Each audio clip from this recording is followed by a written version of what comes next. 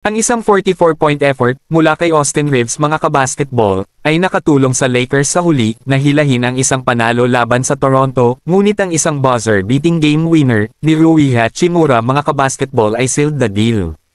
Nagtapos ang Lakers mga kabasketball na may 123-120 na panalo sa Raptors, as Toronto mga kabasketball ay suffered na ngayon sa kanilang ikatlong pagkatalo sa kanilang huling apat na laro.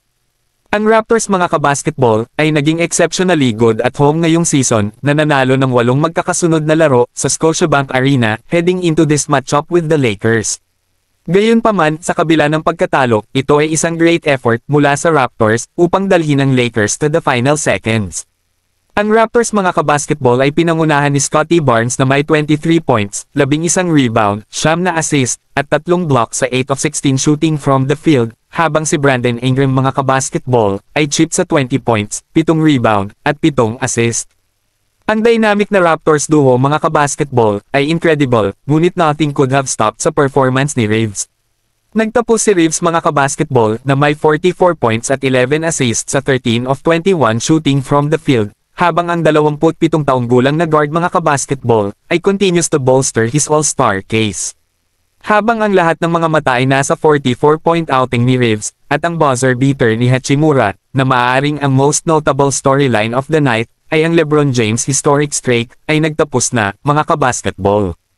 Matapos ang 1,297 consecutive games of scoring 10+ points, si James mga kabasketball, ay finally fell short of that mark. Natapos ni James ang panalo sa Toronto na may 8 puntos lamang kahit na ang pagpasa ng game-winning shot na brought him to that mark, at sa halip ay assisted ang buzzer beater ni Hachimura. Ang streak ng 10+ point games ni James mga kabasketball ay ang longest in NBA history by a long shot na spanning over 18 years. Siyempre, challenging na panatilihin ang streak na ito hanggang sa siya ay magretiro, ngunit ang pag-snap nito sa ganitong fashion ay wild. Ang Raptors mga kabasketball ay naglaro ng isa sa 3 pinakamadaling schedules ng NBA hanggang ngayon na tiyak na may role sa kanilang status bilang isa sa mga nangungunang koponan sa Eastern Conference. Gayunpaman, nagkaroon sila ng ilang chances to still pick up statement wins, ngunit natalo laban sa Lakers.